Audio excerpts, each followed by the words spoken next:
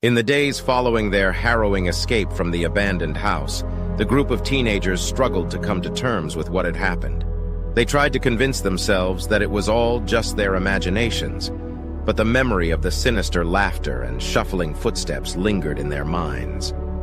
As the weeks passed, strange things began to happen to each of them. They would wake up in the middle of the night, convinced that they could hear the whispers of the abandoned house in their ears. They would see shadowy figures darting across their vision, or catch glimpses of strange, dark shapes lurking in the corners of their rooms. Their once carefree attitudes turned to paranoia and fear, and they began to avoid each other, afraid of what might happen if they were alone. But no matter how hard they tried to forget the abandoned house and move on with their lives, it seemed to haunt them at every turn. Finally, one of the teenagers could take it no longer. He decided to confront his fears head-on and return to the abandoned house, hoping to lay the ghosts to rest once and for all. He made his way to the house in the dead of night, his heart pounding in his chest with every step.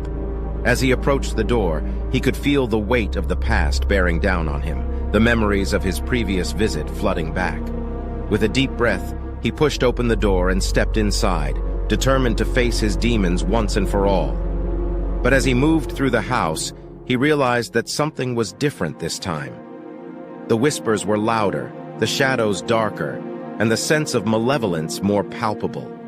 Suddenly, he heard the sound of shuffling footsteps coming from behind him, and he spun around to face the darkness. There, looming out of the shadows, was a figure unlike anything he had ever seen before.